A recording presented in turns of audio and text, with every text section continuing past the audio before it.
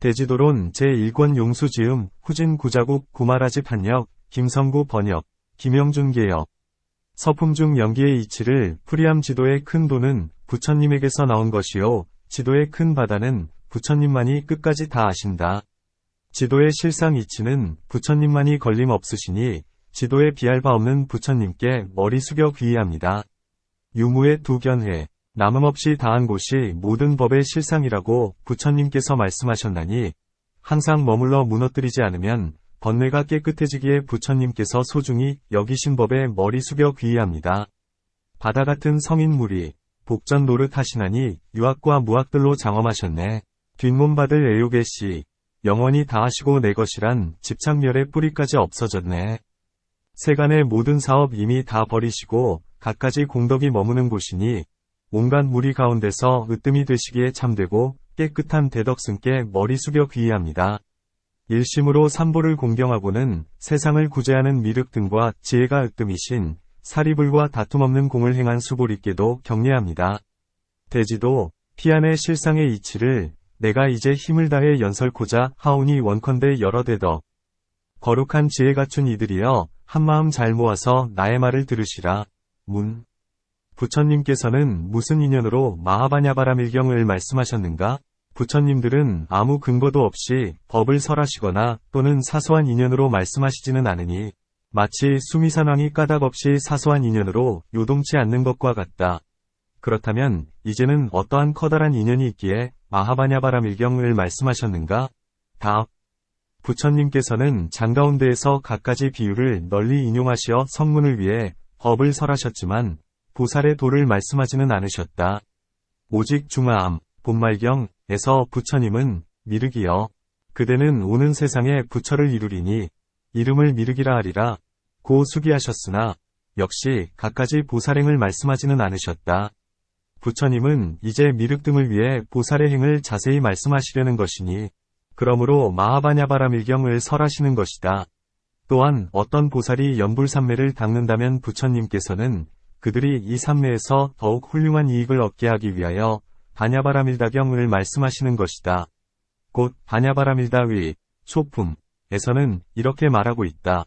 부처님께서 신족을 나투시어 금빛 광명을 놓으시니 시방의 항아의 모래수같이 많은 세계를 두루 비추시고 큰 몸을 나타내시어 청정한 광명과 갖가지 묘한 모습이 허공에 가득했다. 부처님이 대중 가운데 계시니 단정하고 수묘함이 그에 미칠 리가 없었으니 마치 수미산왕이 바다 북판에 자리 잡고 있는 것 같았다. 보살들은 부처님의 신통을 보고는 연불삼매에서 더욱 훌륭한 이익을 얻었다. 이러한 까닭에 마하바냐바라밀경을 말씀하신 것이다. 또한 보살이 처음 탄생하셨을 때에 큰 광명을 놓아 시방에 두루 비추시고 7걸음을 걸으신 뒤에 사방을 돌아보면서 사자오를 지어 개송을 읊으셨다. 내가 태로 날 일은 끝났으니 이것이 마지막 몸이라네. 나는 이미 해탈을 얻었으니다시 중생을 구제하리라.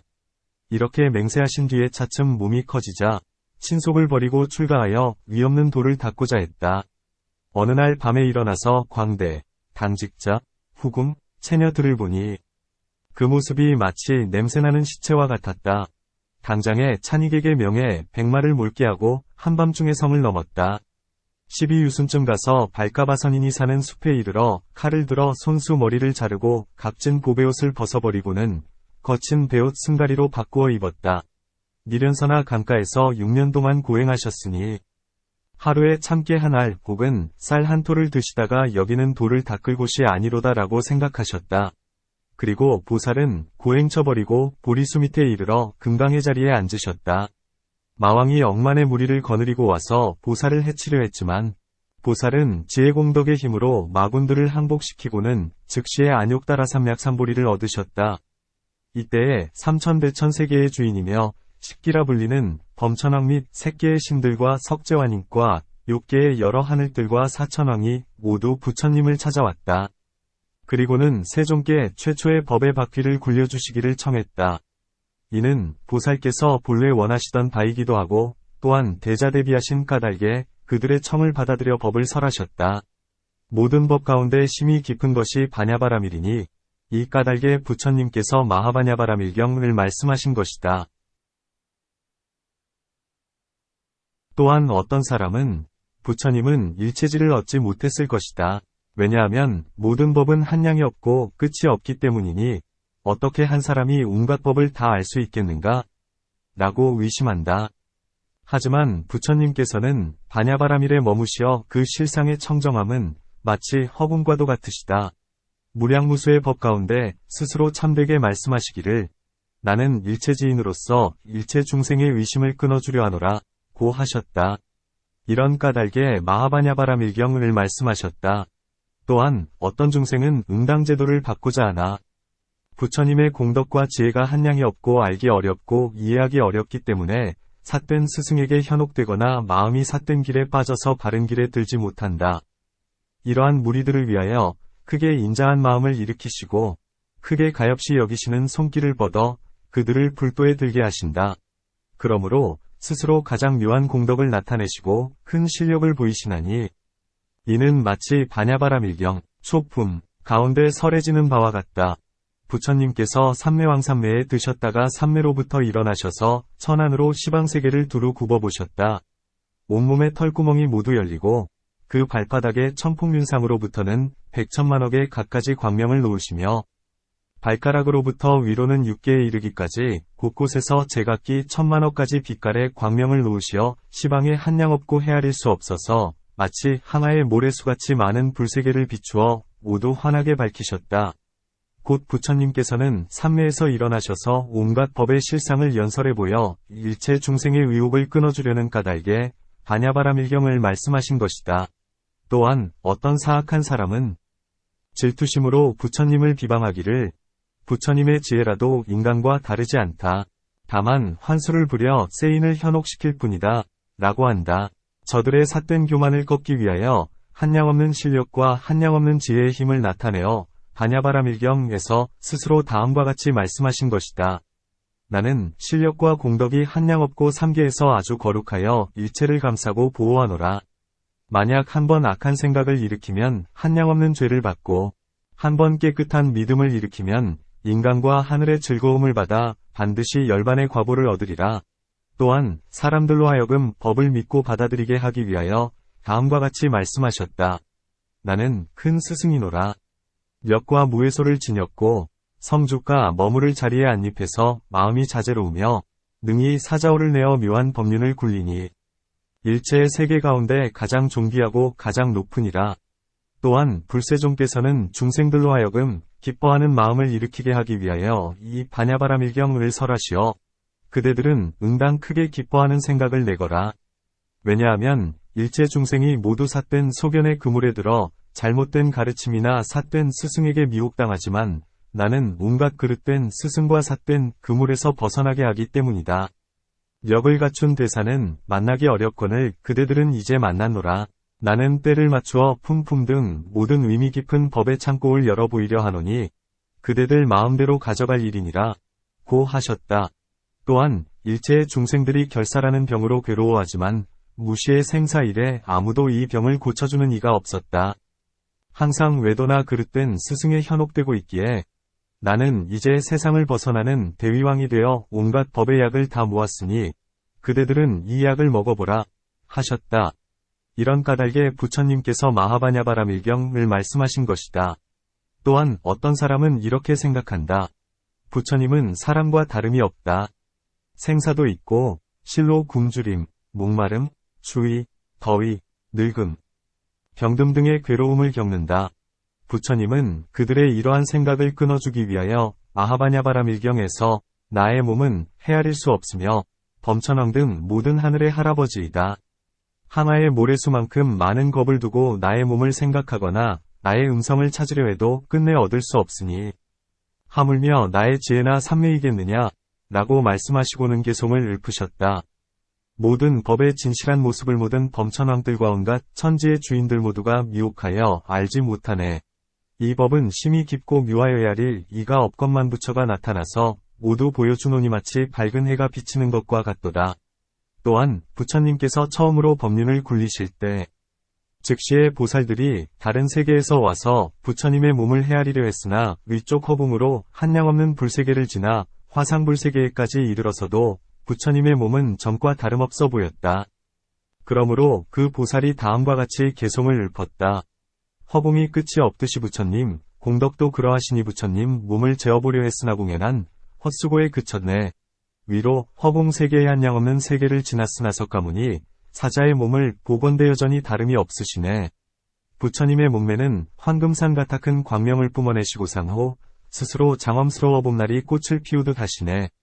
부처님의 몸매가 한량이 없듯이 광명과 음성 역시 한량이 없으시고개, 정, 해 등 모든 부처님의 공덕들도 모두가 한량이 없다. 밀접경에서 말씀하신 밀과 같으니 여기에서도 마땅히 자세히 말해야 할 것이다. 또한 부처님께서는 처음 탄생하실 적에 땅에 닿으시자마자 7걸음을 걷고는 스스로 발언하셨으며 말이 끝남에 곧 침묵하셨다. 그리고는 보통의 어린아이로 돌아가 걸어다니거나 말하는 일이 없었으니 젖먹여 기르는 새해 동안을 여러 어머니의 보살핌으로 차츰차츰 자라났다. 그러나 부처님의 몸은 수요가 없어서 모든 세간을 초월했건만 중생을 위하는 까닭의 범부와 똑같은 자취를 보이셨다. 무릇 사람이 태어날 때는 몸의 각 부분인 감관과 의식이 이루어지지 않았으므로 몸의 4가지 위에인 앉고 눕고 다니고 멈추고 말하고 침묵하는 따위의 갖가지 인간의 법을 모두 알지 못하다가 세월이 흐름에 따라 차츰차츰 배워 익혀 비로소 인간의 법을 갖추거늘 지금의 부처님은 어찌하여 태어나시자마자 말도 하고 다니기도 하시더니 나중에는 하시지 못했는가 하여 이를 괴이하게 여긴다. 다만 이러한 일을 이룸은 방편의 힘으로써 인간의 법을 행하심을 나타내시어 사람들의 위와 같게 하신 것이니 중생들로 하여금 깊은 법을 믿게 하셨을 뿐이다. 만일 보살이 탄생하실 때에 바로 다니거나 말을 했더라면 세상 사람들이 이렇게 생각했을 것이다. 지금 이 사람을 보건대 세상에는 드문 일이다. 분명히 하늘의 용이거나 귀신으로 그가 배우는 법은 우리들이 미칠 바가 아니리라. 왜냐하면 우리들의 나고 죽는 육신은 결과 사이 업보에 얽매여 자유롭지 않기 때문이니 이렇게 깊은 법을 어찌 알겠는가? 이렇게 스스로 절망하기 때문에 성현의 법기를 이루지 못하나니 이런 사람을 위하는 까닭에 남빈이 동산에 태어나신 것이다. 비록 보리수 밑에서 불도를 이루셨으나 방편의 힘으로써 아기, 어린이, 소년, 어른이 됨을 드러내셨으니 여러 때에 걸쳐 차례로 즐거움과 기회를 얻고 욕을 누리시어 인간의 법을 갖추셨다. 나중에는 차츰차츰 노, 형, 사이 괴로움을 보고는 싫어하는 생각을 내어 한밤중에 섬을 넘어 출가하여 울특가와 아라라 선인에게로 가서 제자가 됨을 보이셨으나 끝내 그들의 법을 행하지는 않으셨다. 항상 신통을 부리어 스스로 숙명을 엉념하건대 비록 가섭부처님 때에 이미 계행을 지니고 닦았지만 지금 고행을 닦는 모습 드러낸 영간 도를 구하셨다. 보살이 비록 삼천대천 세계의 주인이 되었으나 아군을 항복시키고 위없는 도를 이루시는 모습을 나타내었으니 세상의 법에 순응하기 위한 까닭에 이러한 무변화를 나타내신 것이다. 이제 이 바나바라밀경에서 이러한 큰 신통과 지혜의 힘을 나타내었기 때문에 사람들은 마땅히 부처님의 몸이 세간의 모든 것을 훨씬 초월하신 줄 알아야 한다. 또한 어떤 사람은 제도될 만한데도 2가지 치우침에 떨어져 있으니 혹은 지혜가 없는 까닭에 몸의 즐거움만을 구하거나 혹은 유의의 길에 치우친 까닭에 고행 닦기에만 집착한다. 이러한 사람들은 제1의 가운데에 열반의 바른 길을 잃는다. 부처님께서는 이렇게 2가지 치우침에서 구현의 중도에 들게 하기 위하여 아하바냐바라밀경을 말씀하신 것이다. 또한 생신과 법신에 공양하는 과보를 분별하는 까닭에 아하바냐바라밀다경을 말씀하셨으니 사리타품 가운데 말씀하신 바와 같다. 다시 아비발치와 아비발치의 모습을 설명하려는 까닭에 말씀하셨으며 또한 마라의 환술과 마라의 일 때문에 말씀하신 것이다. 다시 미래의 사람들이 바냐바라밀에 공양할 인연이 되게 하기 위한 까닭에 또는 승의 기별을 주기 위해서 이 바냐바라밀경을 말씀하셨나니 부처님께서 아난에게 말씀하셨다. 내가 열반에 든 뒤에 이 바냐바라밀이 남방으로 갈 것이고 남방에서 다시 서방으로 갈 것이며 뒤에 100세 동안에는 북방에 이를 것이다.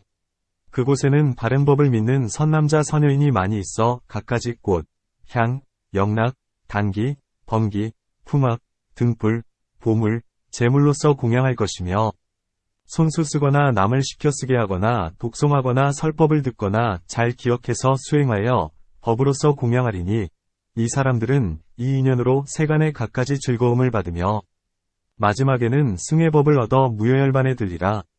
이렇게 여러 품중의 인연을 관찰하셨기에 반야바라밀경을 말씀하신 것이다. 또한 부처님께서 제1위 실단의 모습을 말씀하시기 위해 이 반야바라밀다경을 말씀하셨다. 네 가지 실단이 있으니 첫째는 세계실단이요, 둘째는 각각위인실단이요, 셋째는 대치실단이요, 넷째는 제1위 실단이다. 네 가지 실단 가운데 일체의 부경과 만천법의 창고가 포석되니 실로 이는 모두가 서로 위배되는 일이 없다. 불법 가운데에 유 세계 실단인 까닭의 신류이며 각각위인 실단인 까닭의 신류이며 대치 실단인 까닭의 신류이며 제1위제 실단인 까닭의 신류인 것이다. 세계 실단이라 함은 어떤 법이 인연 화합하는 까닭에 있을지언정 별달리 성품이 있는 것이 아니라는 뜻이다. 마치 수레가 빗장, 축, 바퀴, 바퀴살 등이 화합한 까닭에 있을 뿐 달리 수레가 존재하지 않는 것과 같다. 사람도 그와 같아서 운이 화합한 까닭에 있을지언정 달리 사람이 있는 것이 아니다.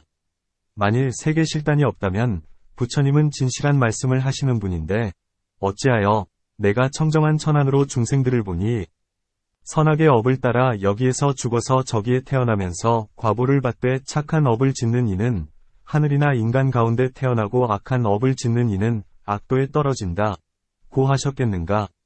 또한 경에서 한 사람이 세간을 벗어나면 여러 사람이 경사와 복락과 이익을 얻나니 이는 불세존이다 고 했으며 법구경에서는 이렇게 얘기하고 있다. 신이 스스로 신을 구제할지언정 다른 사람이 어찌 신을 구제하리오. 스스로가 선을 행하는 것이 지혜이니 이것이야말로 스스로를 가장 잘 구제하는 일이다. 다시 부처님께서는 병사왕명경에서 범부는 법을 듣지 못하고 범부는 나에 집착한다 고 말씀하셨으며 이하경에서는 부처가 처음으로 도를 얻은 저녁부터 반열반에 든 저녁에 이르기까지 두 밤 사이에 설하신 경규는 모두 다 진실하여 전도됨이 없다 고 말씀하셨다. 만일 참으로 사람이 없다면 부처님께서 어찌하여 내가 천안으로 중생을 본다 고 하셨겠는가. 그러므로 마땅히 알아야 하니 사람이 있다는 것은 세계실단인 까닭이지 제1위 실단이 아니다. 문. 제1위 실단은 진실하고 진실하기 때문에 제1이라 한다면 나머지는 진실치 않다는 것인가? 답. 그렇지는 않다. 이 네 가지 실단에는 각각 진실함이 있다. 여여함과 법성과 실제는 세계실단이기에 없고 제1위 실단이기에 있는 것이다. 사람 등도 그와 같아서 세계실단이기에 있고 제1위 실단이기에 없다. 왜냐하면 사람은 중의 인연으로 사람 등이 있기 때문이다. 마치 저지 색과 냄새와 맛과 촉감의 인연 때문에 저지란 것이 있는 것과 같으니 저지 진실로 없다면 저제의 인연도 없어야만 하는 것과 같다. 이제 저제의 인연이 진실로 있기 때문에 젖도 당연히 있는 것이다. 마치 어떤 사람의 두 번째 머리나 세 번째 손과 같이 인연이 없이 거짓 이름만 있는 경우와는 다르다. 이러한 모습을 세계실단의 모습이라 한다. 어떤 것을 각각위인실단이라 하는가? 사람들의 마음씨를 관찰해서 설법해주는 것이니 한 가지 일에 대하여 듣는 이도 있고 듣지 않는 이도 있기 때문이다. 경에서 작된 보업 때문에 작되게 세간에 태어나서 작된 촉감을 받고 작된 느낌을 받는다 하셨으며 파굽나경에서는 촉감을 받을 사람이 없고 느낌을 받을 사람이 없다 고 말씀하셨다. 문. 이 두 경은 어떻게 회통하는가? 답.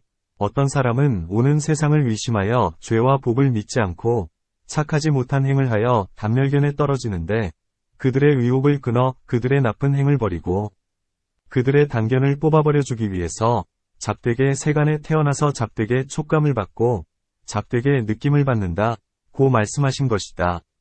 이 파군나는 나가 있다거나 신이 있다고 개교하여 항상함을 헤아리는 견해 가운데 떨어졌는데 파군나가 부처님께 대덕이시여 누가 봤습니까? 라고 물었다. 만일 부처님께서 아무개가 봤느니라 고 말씀하셨다면 곧 계상 가운데 떨어져 그 사람은 악연이 더욱 굳어져서 옮길 수 없을 것이다. 이런 까닭에 받는 이와 느끼는 이가 있다고 말하지 않는 것이다. 이러한 모습을 각각위인실단이라 한다. 대치실단이라 함은 존재하는 것은 대치할 때는 곧 있거니와 실제의 성품은 없다. 마치 매우 뜨겁고 기름지고 시고 짠맛이 뒤섞인 약초나 음식 등이 풍병에는 약이 되지만 다른 병에는 약이 되지 않는 것과 같다. 가령 약간 차고 달고 쓰고 떫은 약초나 음식 등은 열병에는 약이 되지만 다른 병에는 약이 되지 않으며 약간 맵고 쓰고 떫고 더운 약초와 음식은 냉병에는 약이 되지만 다른 병에는 약이 되지 않는 것과 같다. 불법에서 마음의 병을 다스리는 것도 그와 같아서 부정관으로 사유하는 것은 탐욕의 병에는 좋은 대치법이 되지만 성냄의 병에는 좋다고도 할 수 없고 대치법도 되지 않는다. 왜냐하면 몸의 허물을 관찰하는 것이 부정관인데 성내는 사람이 허물을 관찰하면 성냄의 불길이 더할 뿐이기 때문이다. 자심으로 사유하는 것은 성냄의 병에는 좋은 대치 방법이 되지만 탐욕의 병에는 좋다고도 할 수 없고 좋은 대치법도 되지 않는다. 왜냐하면 자심은 중생에게서 좋은 일을 구하고 공덕을 관찰하는 것인데 만일 탐욕스런 이가 좋은 일을 구하거나 공덕을 관찰한다면 탐욕이 더욱 늘어나기 때문이다. 인연관법은 어리석은 병에는 좋은 대치법이 되지만 탐욕과 성냄의 병에는 좋지 못하며 대치법이 되지도 못한다. 왜냐하면 이미 삿되게 관찰했기 때문에 삿된 소견을 낸 것이니 삿된 견해가 곧 어리석음이기 때문이다. 문. 불법 안에서 인연을 심히 깊다 하셨다. 곧 부처님께서는 아난에게 이 인연의 법은 심히 깊어서 보기 어렵고 알기 어렵고 깨닫기 어렵고 관찰하기 어려우니 마음이 섬세하고 지혜가 공교로운 사람이라야 알 수 있다. 어리석은 사람은 얕고 가까운 법도 알지 못하거늘 하물며 심히 깊은 인연이겠느냐. 고 말씀하셨거늘 이제 와서 어찌하여 어리석은 사람도 인연을 관찰하라 하는가? 답. 어리석은 사람이라 해서 소나 양같이 어리석다는 뜻은 아니다. 이 사람은 진실한 도를 구하고자 하면서도 삿된 마음으로 관찰하기 때문에 갖가지 삿된 소견을 내나니 이러한 어리석은 사람은 인연법을 관찰해야 한다. 이것을 좋은 대치 방법이라 한다. 만일 성을 내거나 탐욕을 행하는 사람이 쾌락을 구하거나 남을 괴롭히려 한다면 이 사람에게는 적합하지 않아서 대치 방법이 아니다. 부정이나 자심으로 사유함은 이런 두 가지 사람에게는 좋으며 대치의 법이 된다. 왜냐하면 이 두 가지 관법은 성냄과 탐욕의 가시를 뽑아버리기 때문이다.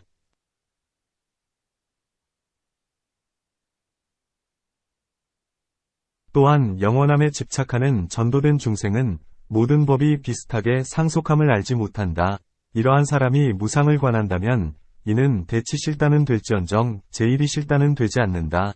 왜냐하면 일체법은 자성이 공하기 때문이다. 개송에 이런 것이 있다. 무상한 것을 항상하다고 보면 이것을 뒤바뀜이라 한다. 공한 가운데는 무상도 없거니 어디에서 항상함이 있음을 보랴. 문. 온갖 만들어진 것이 모두 무상의 모습이라면 응당 무상이야말로 제1의 것이거늘 어찌하여 무상이 진실이 아니라 하는가? 온갖 유의의 법은 생, 주, 멸의 모습이니 먼저는 생하고 다음은 머무르고 나중에는 멸한다. 그러니 어찌 무상이 진실치 않겠는가? 답. 유의의 법에 세 가지 모습이 있을 수 없다. 왜냐하면 세 가지 모습이 진실치 않기 때문이다. 만일 모든 법의 생, 주, 멸이 유의의 모습이라면 지금의 생 가운데에도 세 가지 모습이 있어야 하리니 생이 유의의 법인 까닭이다. 이와 같이 낱낱 곳에 역시 세 가지 모습이 있어서 끝이 없을 것이며 주와 멸도 그러할 것이다. 만일 모든 생, 주, 멸에 각각 다시 생, 주, 멸이 없다면 유의의 법이라 할 수 없다. 왜냐하면 유의법의 모습이 없기 때문이다. 이런 까닭에 모든 법이 무상하다 함은 제1의 실단이 되지 못한다. 또한 온갖 것의 진실한 성품이 무상하다면 행업의 과보도 없을 것이다. 왜냐하면 무상을 생멸이라 부르는 허물이 있게 되기 때문이다. 마치 썩은 종자는 열매를 내지 못하는 것과 같다. 이러한 즉 행업이 없을 것이요. 행업이 없으면 어떻게 과보가 있겠는가? 지금 온갖 성현의 가르침에 과보가 있음을 착하고 지혜로운 사람들은 믿어받드는 바이니 없다고 말할 수는 없으리라. 이런 까닭에 모든 법은 무상의 성품이 아니다. 이와 같은 한량없는 인연 때문에 모든 법이 무상의 성품이라고 말할 수는 없다. 곧 일체의 유의법이 무상하며 고무와 등도 마찬가지이다. 이와 같은 모습을 대치실단이라 부른다. 제1이 실단이라 함은 온갖 법성과 온갖 논의, 언어, 온갖 옳은 법, 그른 법은 낱낱이 타파되고 흩어지지만 부처님들이나 벽지불, 아라한들이 행하는 진실한 법은 파괴할 수도 없고 흐트러뜨릴 수도 없는 것이니 위의 세 가지 실단 가운데에서 통하지 않던 것이 여기에 모두 통한다. 문. 어떻게 통하는가? 답. 통한다고 하는 것은 온갖 허물을 여위어 바꿀 수 없고 이길 수도 없음을 말한다. 왜냐하면 제1의 실단을 제하고는 나머지 논이나 실단은 모두 타파할 수 있기 때문이다. 중의경에 이러한 개송이 있다. 제각기 자기의 견해에 의해 부질없이 싸움을 일으키나니 그들이 그른 줄 알기만 하면 그는 바른 견해를 아느니라. 다른 이의 법을 받아들이지 않으면 이를 어리석은 이라 하나니 이러한 희론을 일삼는 이는 참으로 어리석은 사람이로다. 자기의 견해가 옳다고 여겨온갖 희론을 일으키고 이를 맑은 지혜라 한다면 맑은 지혜 아닌 이 없으리. 이 세 개송 가운데에서 부처님은 제1의 실단의 모습을 설명하셨으니 이른바 세간의 중생들은 스스로의 견해에 의지하고 스스로의 법에 의지하고 스스로의 이론에 의지해서 다툼을 일으킨다는 것이다. 희론은 다툼의 근본이 되고 희론은 모든 견해에 의해 생겨나니 다음과 같은 개송이 있다. 받아들인 법이 있기에 왈가왈부하거니와 받아들임이 없다면 무슨 논의가 있으랴. 받아들이고 받아들이지 않는 모든 견해들이 사람은 이미 모두 제해버렸네. 행자가 이 이치를 여실하게 알 수 있다면 온갖 법과 온갖 희론을 받아들이거나 집착하거나 보지 않는다. 이것이야말로 진실로 다투지 않음이니 불법의 감로미를 잘 알 것이다. 만일 그렇지 않다면 이는 곧 법을 비방하는 일이다. 만일 남의 법을 받아들이지 않고 알지도 못하고 취하지도 않는다면 이는 지혜 없는 사람이다. 만약에 그렇다면 논쟁자들은 모두 무지한 자일이라. 왜냐하면 서로가 상대방의 법을 받아들이지 않기 때문이다. 이른바 어떤 사람이 스스로 자신의 법이 제1위로서 깨끗하다. 하지만 다른 법은 거짓말이요 깨끗하지 못하다라고 하는 것과 같다. 비유하건대 세간에서 법을 다스리는 것과 같나니 법을 다스리는 이는 형벌을 주거나 사륙을 하는 등 종종의 부정한 일을 하는데 세상 사람들은 믿고 받아들여 참되고 깨끗하다 여기거니와 세상을 벗어난 성인들에게 있어서는 이는 가장 부정한 것이 된다. 외도에 출가한 사람들의 법에는 열 속에서 한 발로 서 있거나 터럭을 뽑는 일을 니건자의 무리들은 묘한 지혜라 여기지만 다른 사람은 이것을 어리석은 법이라 여긴다. 마치 이와 같이 갖가지 외도, 출가, 백의, 바라문이 각각 자기의 법을 좋다 하지만 다른 이는 모두가 거짓이라 한다. 이 불법 안에서도 독자비구들은 대가 화합해서 안법이 있듯이 마찬가지로 중리 화합해서 사람법이 있다. 고 말한다. 독자부의 아비담에서는 중이 인을 여의지 않고 인이 중을 여의지 않으니 중이 곧 인이라거나 중을 여인 것이 인이라고 말할 수 없다. 인이란 다섯 번째의 가이말로 표현할 수 없는 법장 안에 속하는 것이다. 라고 말한다. 설일체유부의 도인들은 신인은 온갖 종자와 온갖 때와 온갖 법문 안에서 구해도 얻을 수 없나니 마치 토끼의 뿔이나 거북의 털과 같아서 항상 없는 것이다. 고 하며 또한 개와 입과 중이 실제로 있으나 이 가운데 인법이라고 할 것은 없다. 고 한다. 또한 불법 안의 방광도인은 온갖 법은 나지도 않고 멸하지도 않으며 공하여 아무것도 없다. 마치 토끼의 뿔이나 거북의 털과 같아서 항상 없다. 하나니 이와 같은 논사들은 모두 스스로 자신의 법만을 고수하고 남의 법은 받아들이지 않으면서 이것만이 진실이여 다른 것은 거짓말이다. 고 한다. 만일 스스로가 그 법을 받아들여 자기의 법에만 공양하고 자기의 법만 수행하면서 남의 법을 받아들이거나 공양하지 않는다면 허물이 된다. 만일 이로써 청정을 삼아 제일가는 이익을 얻는다고 한다면 온갖 것이 청정 아닌 것이 없으리라. 왜냐하면 저 일체란 모두 스스로 애착하는 특성인 까닭이다. 모든 견해에 모두 허물이 있다면 이 제1의 실단은 어떻게 해서 옳은가? 답. 온갖 언어의 길을 초월했고 마음으로 더듬을 곳이 없으며 어디에도 의지할 곳이 없어서 아무런 법도 보이지 않는다. 모든 법의 실상은 처음도 없고 중간도 없고 나중도 없으며 다함도 무너짐도 없나니 이것을 제1의 실단이라 한다. 마하연의 객 가운데 설하는 바와 같다. 말로써 표현할 길이 다하고 마음으로 따질 수도 없다. 나지도 않고 멸하지도 않은 이 법이 그대로 열반이다. 모든 지어감을 말한 곳을 세간의 법이라 하고 지어감이 없음을 말한 곳을 제일이제라 한다.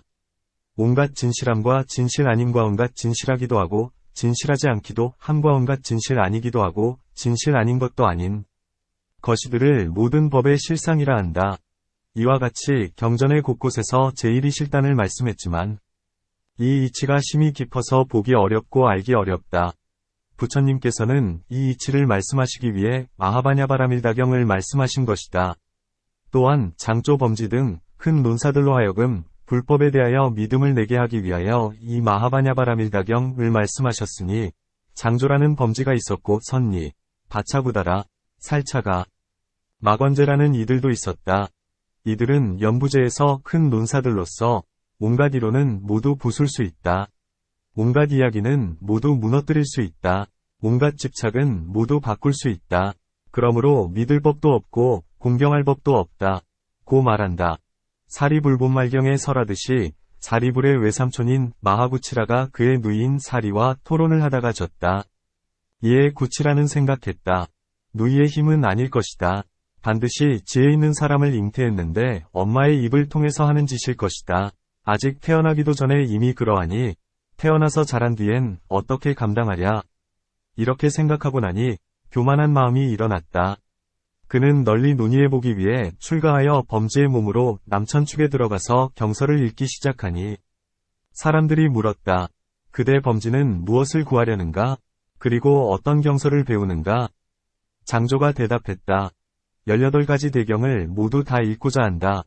사람들이 말했다. 그대의 수명이 다하더라도 한 가지도 알기 어렵겠거늘 하물며 어찌 다 알겠는가? 이때 장조가 생각했다.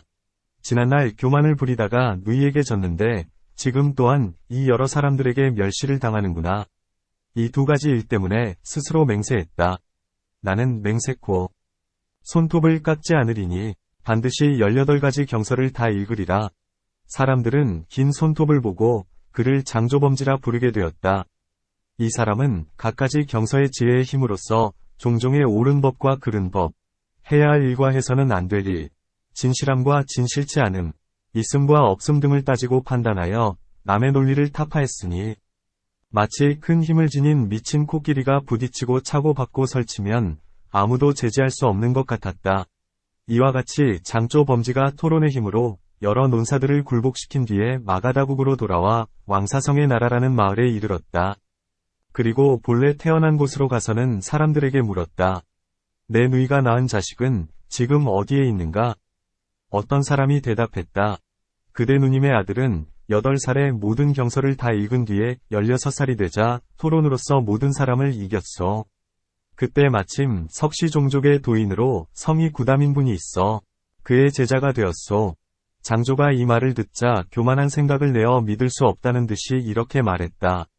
내 누이의 아들이 그토록 총명하다면 그는 도대체 어떤 술책으로 속이고 꿰어서 머리를 깎아 제자로 삼았겠는가? 이렇게 말하고는 곧 부처님 계신 곳으로 향했다. 이때 사리불은 처음으로 계를 받은 지 보름째가 되었는데 그는 부처님 곁에 서서 부채로 부처님을 붙여드리고 있었다.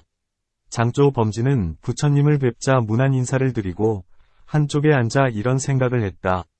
온갖 이론은 모두 깨뜨릴 수 있다.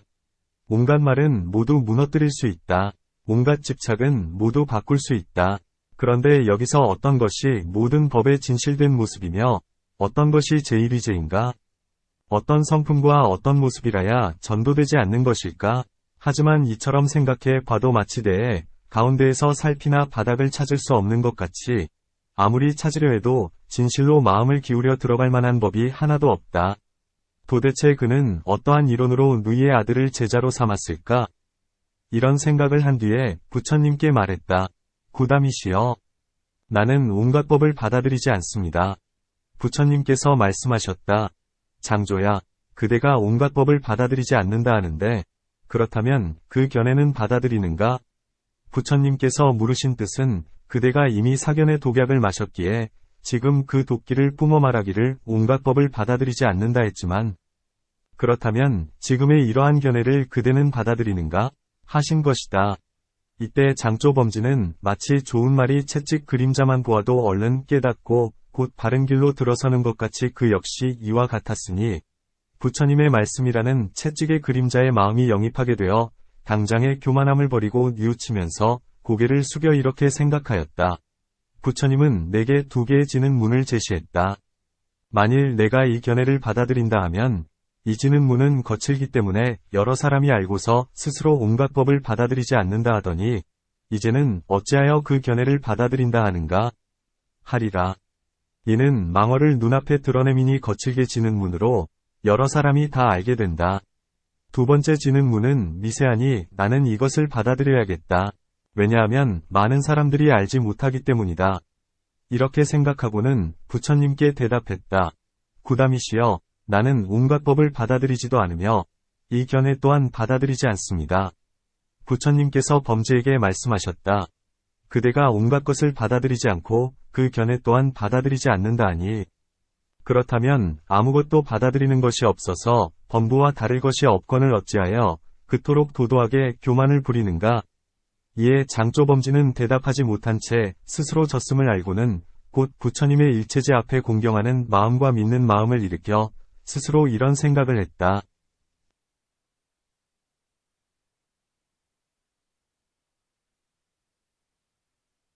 내가 졌건만 세종께서는 나의 진 곳을 드러내시거나 시비도 따지지 않으시고 전혀 개의치도 않으신다. 부처님의 마음은 부드러우시고 으뜸가게 청정하시니 온갖 말과 논의의 근거가 멸하고 크고 깊은 법을 얻게 하신다. 이것이야말로 공경할 만하다. 마음이 청정하기가 으뜸이니 부처님께서는 법을 설하시어 삿된 소변을 끊어주는 까닭이다. 그리고는 앉은 자리에서 객진을 여의고 때를 여의어 모든 법에 대하여 법의 눈이 맑아졌다. 이때 사리불이 부처님의 이 말씀을 듣고 아라한을 얻었으며 이 장조범지는 출가하여 사문이 되었으니 큰 힘을 가진 아라한과를 얻었다. 만일 이 장조범지가 바냐바라밀의 기분인 내 구절을 여의고 제1의제와 상응하는 법을 듣지 못했더라면 조그마한 믿음도 얻지 못했을 것이거늘 하물며 출가해서 독과를 얻을 수 있었겠는가? 부처님께서 이와 같은 큰 논사들과 예리한 근을 지닌 이들을 인도하시려는 까닭에 이 바냐바라밀다경을 말씀하셨다. 또한 부처님들의 설법에는 2 종류가 있는데 첫째는 사람의 마음이 제도할 만한가를 관찰하는 것이요. 둘째는 모든 법의 모양을 관찰하는 것이니 지금 부처님께서는 모든 법의 실상을 말씀하시고자 하여 이 마하바냐바라밀경을 말씀하신 것이다. 상불상품에 설한 것처럼 모든 천자들이 부처님께 물었다. 이 바냐바라밀은 매우 깊습니다. 그렇다면 어떻게 모습을 짓는지요? 부처님께서 천자들에게 말씀하셨다. 공이 곧 모습이니 모습도 없고 지음도 없는 모습, 생멸이 없는 모습, 지어감이 없는 항모습, 항상 나지 않아 성품과 같은 모습, 정멸의 모습이니라. 또한 2가지의 설법이 있으니 첫째는 다투는 곳이요. 둘째는 다투지 않는 곳이다. 다투는 곳이란 다른 경에서 말씀하신 것들이니 이제는 다툼이 없는 곳을 말하려는 까닭에 이 바냐바라밀경을 말씀하셨다. 이 밖에 형상 있음과 형상 없음, 물건 있음과 물건 없음, 의지할 곳 있음과 의지할 곳 없음, 대할 것 있음과 대할 것 없음, 위 있음과 위 없음, 세계, 비세계에 이르기까지 모두 이와 같다. 문. 부처님은 마음이 대자대비하시니 다만 다툼 없는 법만을 말씀하실 것이거늘 어찌하여 다투는 법까지 말씀하시는가? 답. 다툼 없는 법은 모두가 형상 없고 항상 정멸하여서 말할 수 없거늘 이제 보시 등과 무상, 고, 공 등의 모든 법을 말하는 것은 모두가 정멸하여 희론이 없는 경지를 나타내기 위한 까닭에 말한 것이다. 예리한 근기를 지닌 이는 부처님의 뜻을 알기 때문에 다툼을 일으키지 않거니와 둔한 이는 부처님의 뜻을 알지 못하므로 형상을 취하여 마음이 집착하는 까닭에 다툼을 일으킨다. 이 바냐바라밀은 모든 법이 끝내 공한 경지인 까닭에 다툴 곳이 없다. 만일 끝내 공한 가운데서 다툼을 얻을 수 있다면 끝내 공하다 할 수 없다. 끝내 공하다 함은 유무의 2일이 모두 멸하는 까닭이다. 그러므로 바냐바라밀다경을 다툼이 없는 곳이라 한다. 또한 다른 경에서 흔히 3가지 법으로서 모든 법문을 말씀하셨으니 이른바 선문, 불선문, 무기문이다. 이제는 선문이 아닌 도리, 불선문이 아닌 도리, 무기문이 아닌 도리의 모든 법의 모습을 말씀하시기 위하여 마하바냐바라밀경을 말씀하신 것이다. 이 밖에 배울 것 있는 이 법, 배울 것 없는 이 법, 배울 것 있지도 않고 없지도 않는 이 법, 진리를 보아 끊는 법, 사유로서 끊는 법, 끊어지지 않는 법과 볼 수 있고 대함이 있는 것, 볼 수 없으나 대함이 있는 것, 볼 수도 없고 대할 수도 없는 것과 위, 중간, 아래의 법 등 크고 작은 무수한 법이 있는데 이렇듯 세 등급의 법문도 이와 같다. 또한 다른 경에서 염처를 말씀하여 성문의 법문에 따르게 하였는데 여기에서 비구는 앞몸의 36가지 부정물을 관찰하여 탐욕의 병을 제거하며 마찬가지로 밖의 몸과 안팎의 몸을 관찰한다.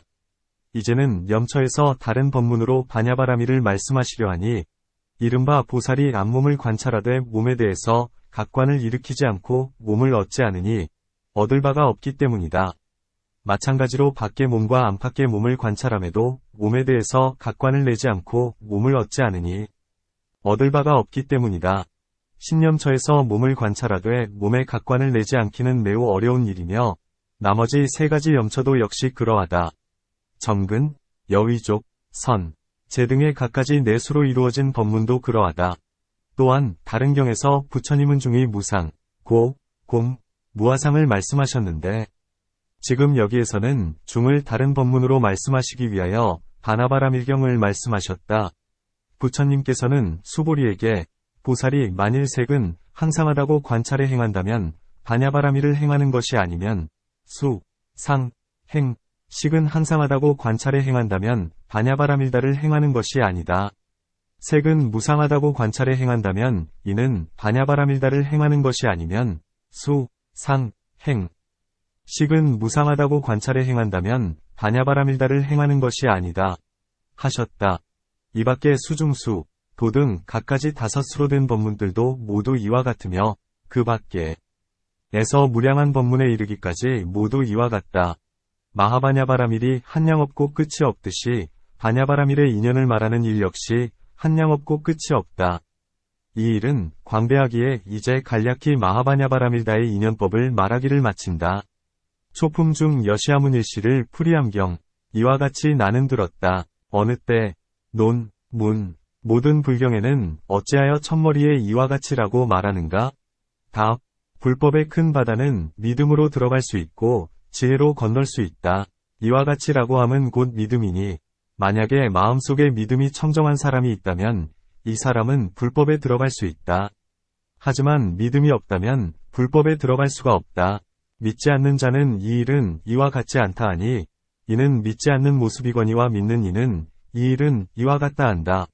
마치 쇠가죽이 부드러워지기 전에는 꺾어 구부릴 수 없는 것과 같나니 믿음이 없는 사람 역시 그와 마찬가지이다. 하지만 쇠가죽이 이미 부드러워진 뒤에는 마음대로 사용할 수 있나니 믿음이 있는 사람 역시 그와 같다. 또한 경에서 믿음에 대해 손과 같다 하셨는데 마치 손이 있는 사람은 보배산에 들어가서 마음대로 보물을 취하는 것과 같다. 믿음이 있는 사람 역시 이와 같아서 불법의 무루의 끈, 역, 각도, 선정이라는 보배산에 들어가서 마음대로 취하는 것이다. 믿음이 없는 이는 마치 손이 없는 것과 같다. 손이 없는 이는 보배산에 들어가도 아무것도 취할 것이 없는 것과 같이 믿음이 없는 이는 불법의 보배산에 들어가도 아무것도 얻을 것이 없다. 부처님께서 어떤 사람이 믿음이 있으면 이 사람은 나의 큰 법의 바다에 들어와서 사문의 과위를 얻어 헛되지 않으리라. 머리 깎고 물든 가사를 입었지만 만약에 믿음이 없다면 이런 사람은 나의 법의 바다 속으로 들어올 수가 없느니라. 마치 죽은 나무가 꽃이나 열매를 맺지 못하듯이 사문의 과위를 얻지 못하리니 비록 머리를 깎고 물든 옷을 입고 갖가지 경전을 읽고 갖가지 진리를 묻거나 대답할 수 있어도 불법 가운데에서는 전혀 얻는 바가 없으리라. 그러므로 이와 같이 라는 구절이 불법의 첫머리에 있나니 좋은 믿음의 상징인 까닭이다. 또한 불법은 깊고도 멀어서 부처님이라야 비로소 알 수 있나니 어떤 사람이 믿음이 있으면 비록 당장에 부처를 이루지는 못하더라도 믿음의 힘 때문에 불법에 들어갈 수 있는 것이다. 범천왕이 부처님께 최초의 법륜을 굴려주시기를 청하면서 다음과 같이 개송을 읊었다.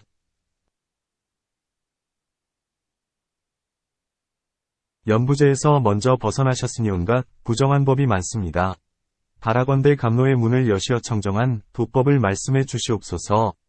이에 부처님께서 개송으로 대답하셨다. 나의 법은 매우 어려워서 얻기 어려우나느니 모든 번뇌를 끝난 이후에 애착심이 있는 이는이 법을 알지 못한다. 범천왕이 부처님께 말씀드렸다. 대덕이시여, 세간의 지혜는 상등, 중등, 하등이 있는데 고전 마음을 잘 익힌 이는 쉽게 제도하려니와 이 사람이 불법을 듣지 못하면 온갖 악난에 물러나 떨어지고 말 것입니다. 비유하건대 물속에 연꽃이 어린 것도 있고 성숙한 것도 있으며 물 밖에 나온 것도 있고 물에서 아직 나오지 못한 것도 있는데 이들이 모두가 햇빛을 받지 못하면 끝내 꽃을 피우지 못하는 것과 같이 불법 역시 그와 같습니다. 부처님께서는 큰 자비로서 중생들을 가엾이 여기시어 그들을 위하여 법을 설해 주시옵소서. 부처님께서는 이렇게 생각하셨다. 과거, 미래, 현재의 세 부처님들께서도 모두가 중생을 제도하시기 위하여 법을 설하셨으니 나 역시 마땅히 그렇게 하리라. 이렇게 생각하시고는 범천왕 등 여러 신들의 청을 받아들여 법을 설하기로 하셨으니 여기에서 세종께서는 개송으로 답하셨다. 나 이제 감로법의 문을 여노니 누군가가 믿기만 하면 기쁨 얻으리. 모든 사람 가운데 묘한 법 설함은 남을 괴롭히려 함이 아니라네. 부처님께서는 이 개송 가운데 보시하는 사람이 환희를 얻는다 하시지 않았고 또한 지계, 인욕, 정진, 선정, 지혜를 행하는 사람이 환희를 얻는다고도 하시지 않으신 채 오직 믿는 사람이라고 말씀하셨다. 부처님의 뜻은 다음과 같으리라. 나의 제일가는 심히 깊은 법은 미묘하여서 한량없고 헤아릴 수 없고 불가사의하고 흔들리지 않고 치우치지 않고 집착되지 않고 얻을 수 없는 법이어서 일체지를 얻은 이가 아니면 알지 못하리라. 그러므로 불법에는 믿음의 힘으로써 첫머리를 삼으니 믿음의 힘으로써야 들어갈지언정 보시, 지계, 선정, 지혜 등으로써 불법의 첫머리를 삼거나 들어갈 수 있는 것은 아니다. 그리로 개송으로 말씀하셨다.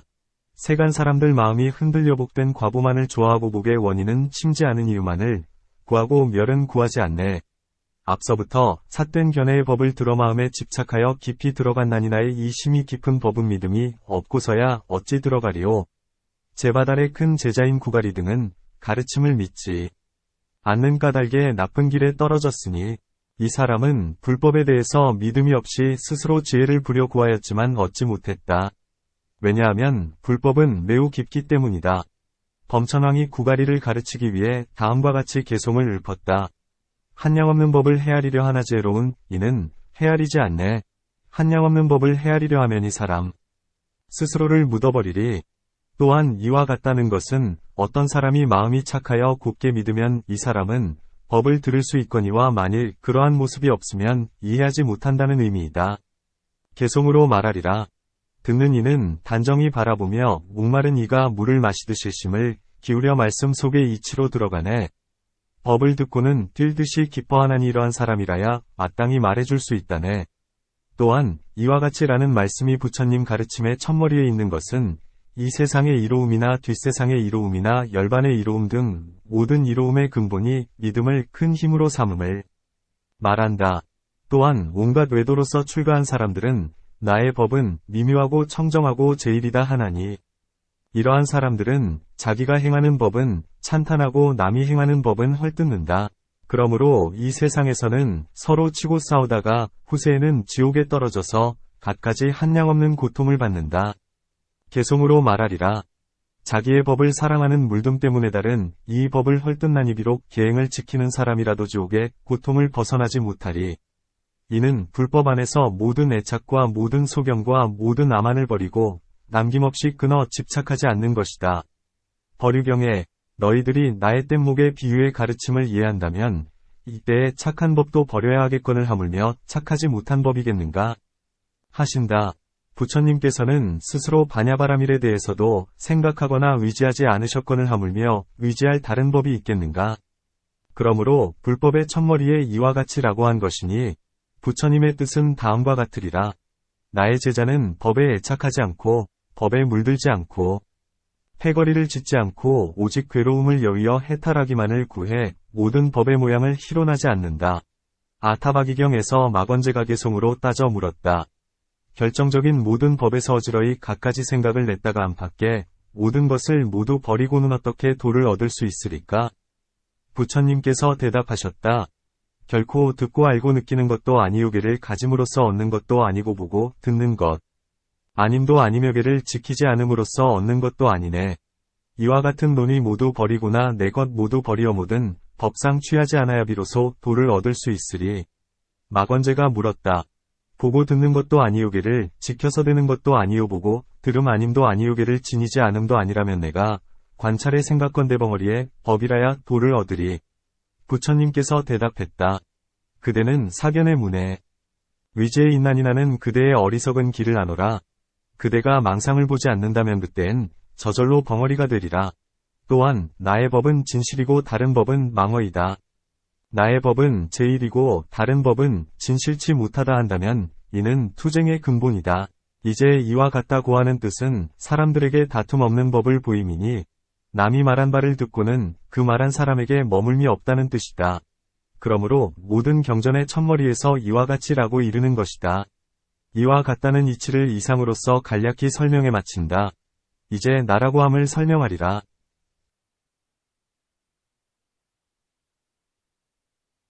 문. 불법에서는 모든 법이 공하여 모든 것에 나라할 것이 없다고 했는데 어찌하여 불경 첫머리에 내가 들었다고 하는가? 답. 비록 부처님의 제자들이 나 없음을 알기는 하나 세속의 법을 따라 나라할지언정 실제의 나는 아니다. 비유하건대 금화로 동화를 사더라도 아무도 비웃을 이가 없는 것과 같다. 왜냐하면 사고파는 법이 위래 그렇기 때문이다. 나라는 것도 그와 같아서 무아의 법 가운데 나를 말함은 세속을 따르는 까닭이니 힐난하지 않아야 할 것이다. 천문경에 다음과 같은 개송이 있다. 어떤 나한 비구가 모든 번뇌가 영원히 다한 최후의 마지막 몸에도 나라고 할 수 있는가? 부처님께서 대답하셨다. 어떤 아라한 비구가 모든 번뇌가 영원히 다한 최후의 마지막 몸에도 나가 있다고 말할 수 있다네. 세간의 법에서 나라고 함은 제1위제의 진실한 뜻 가운데에서 말하는 것은 아니다. 그러므로 모든 법이 공하여 나가 없으나 세계의 법에 따라 나라고 말하여도 허물이 되지 않는다. 또한 세간의 말에는 세 가지 근본이 있으니 첫째는 삿된 소견이요, 둘째는 교만이요, 셋째는 이름이다. 이 가운데서 두 가지는 깨끗하지 못한 것이요 한 가지는 깨끗하다. 모든 범부들은 세 가지 말을 하니 삿된 소견과 교만과 이름이 그것이다. 견도의 학인은 두 가지 말을 하니 교만과 이름이요. 성인은 한 가지 말만 하니 이름이 그것이다. 속마음으로는 진실한 법을 어기지 않으나 세간의 사람을 따르는 까닭에 더불어 이러한 말로 위사를 전한다. 하지만 세간의 삿된 소견을 제거하였기 때문에 세속을 따라도 다툼이 없다. 이런 까닭에 두 가지 부정한 말의 근본을 제거하고 세속을 따르는 까닭에 한 가지 말만을 사용한다. 부처님의 제자들은 세속을 따르기 때문에 나라고 말하여도 허물이 되지 않는다. 또한 어떤 사람이 나 없는 형상에 집착되어 이것만이 진실하고 나머지는 거짓말이다 라고 한다면 이 사람은 당연히 그대여 모든 법의 진실한 모습은 나 없음이건을 어찌하여 이와 같이 내가 들었다 하는가? 라고 힐난받으리라. 이제 모든 불제자들은 모든 법이 공하여 아무것도 없음을 알았고 여기에 집착되지도 않는다. 또한 모든 법의 실상에 집착되었다고도 말할 수 없건을 하물며 나 없는 법에 마음이 집착되리오. 그러므로 어찌하여 나라고 말하는가? 라며 힐난해서는 안 된다. 중론에서 개송으로 말했다. 공하지 않은 바가 있다면 해당 공한 바가 있으려니와 공하지 않은 바도 없거늘 어찌 하물며 공함을 얻으랴. 보통 사람들은 공하지 않음을 보고 또한 다시 공함도 보지만 보는 것이 곧 보지 않는 것이니 이것이 진실로 열반임을 보지 못한다. 불의에 안 온 법문이 모든 사견을 깨뜨리나니 부처님들이 행하시는 경지라야 이를 무아의 법이라 한다. 나라는 뜻을 간략히 설명해 마친다. 이제 듣는다 함을 설명하리라. 문. 듣는다는 것은 어떻게 듣는가? 귀로 듣는가? 귀의 의식으로 듣는가? 뜻의 의식으로 듣는가? 만일 귀로 듣는다면 귀는 감각이 없기 때문에 듣지 못한다. 만일 귀의 의식으로 듣는다면 귀의 의식은 한 생각뿐이기 때문에 분별치 못하며 또한 듣지 못한다. 만일 뜻의 의식으로 듣는다면 뜻의 의식 또한 듣지 못할 것이다. 왜냐하면 먼저 식이 진을 안 뒤에야 뜻의 의식이 알기 때문이다. 뜻의 의식은 현재의 진을 알지 못하고 오직 과거와 미래의 진만을 아나니 만일 뜻의 의식이 현재의 진을 알 수 있다면 소경이나 벙어리도 빛과 소리를 알아야 할 것이다. 왜냐하면 뜻의 의식이 파괴되지 않았기 때문이다. 답. 귀로 소리를 듣는 것도 아니요.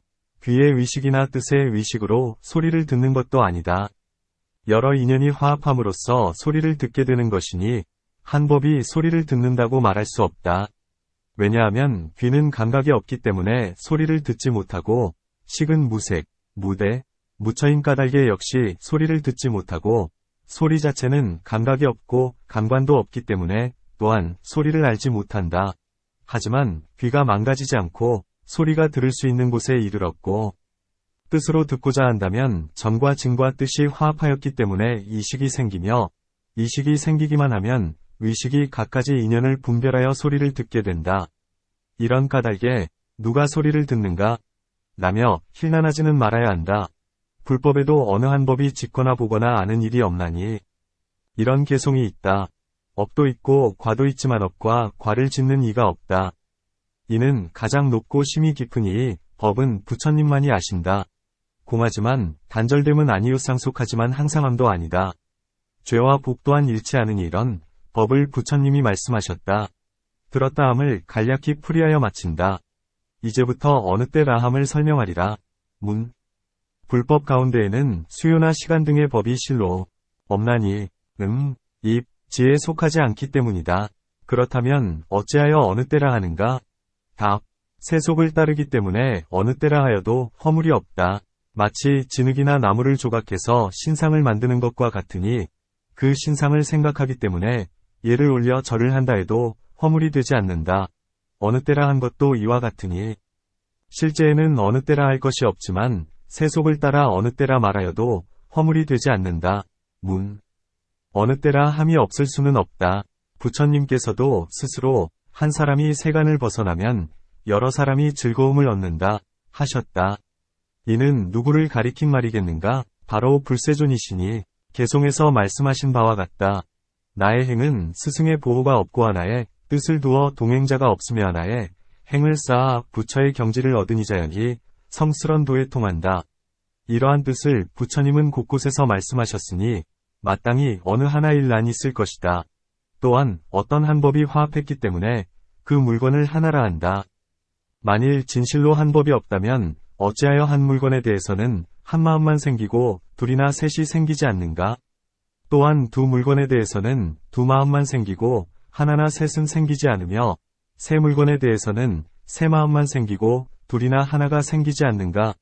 만일 진실로 모든 수요가 없다면 어느 한 물건에 대해서도 두 마음이 생겨야 할 것이요.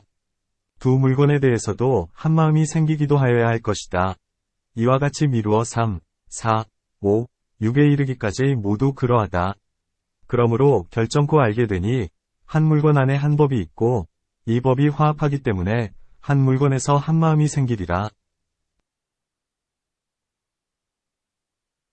답. 만일 어느 하나와 물건이 하나라든지 혹은 하나와 물건이 다르다든지 한다면 이 둘에는 모두 허물이 있다.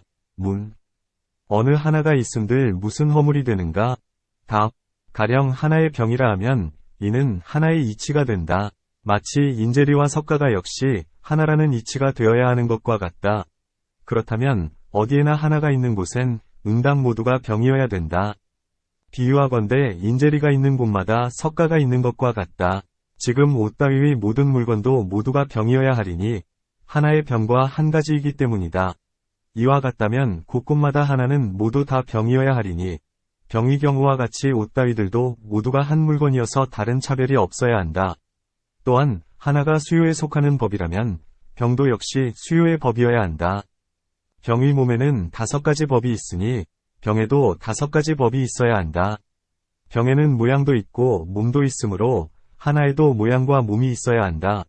만일 어디서나 하나를 병이라 할 수 없다면 이제 병과 하나라는 수요는 하나로서 같다고 말할 수 없을 것이다.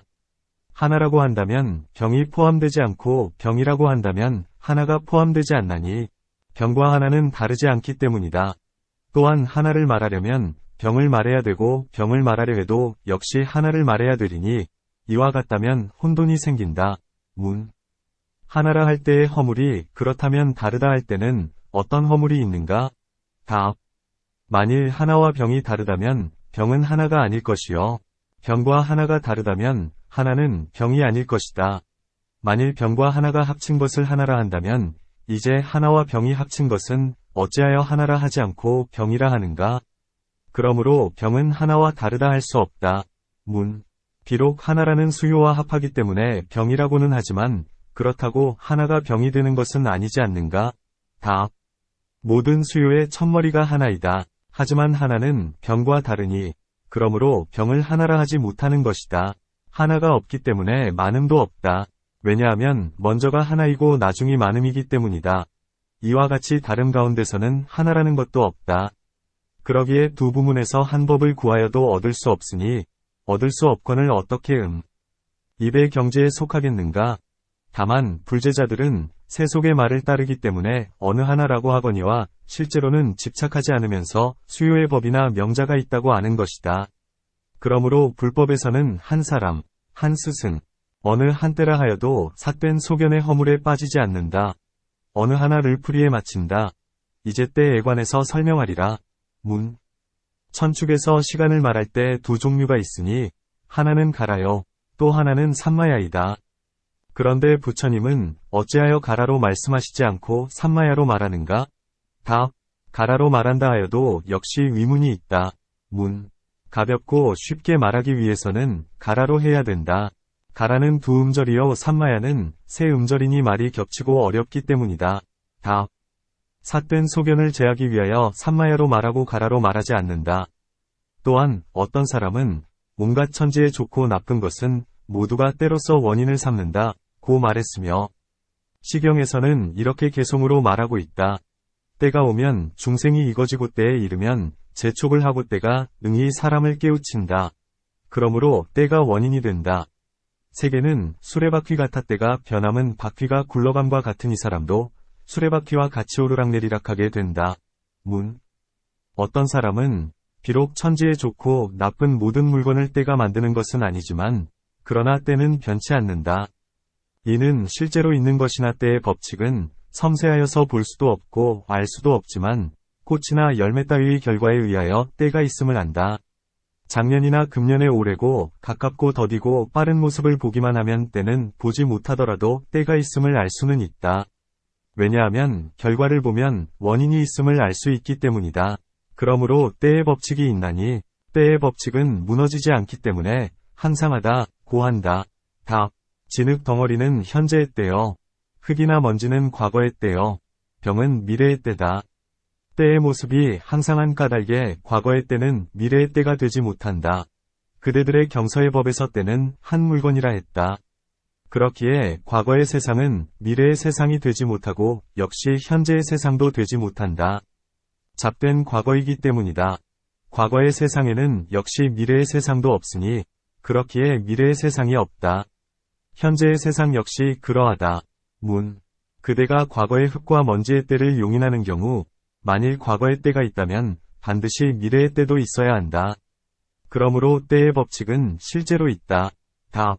그대는 내가 이미 말한 것을 듣지 못했는가? 미래 세상은 병이요. 과거 세상은 흙과 먼지이다. 미래의 세상은 과거 세상을 만들지 못하니 미래 세상의 모습에 떨어진다면 이는 미래 세상의 모습의 때이건을 어찌 과거의 때라 하겠는가?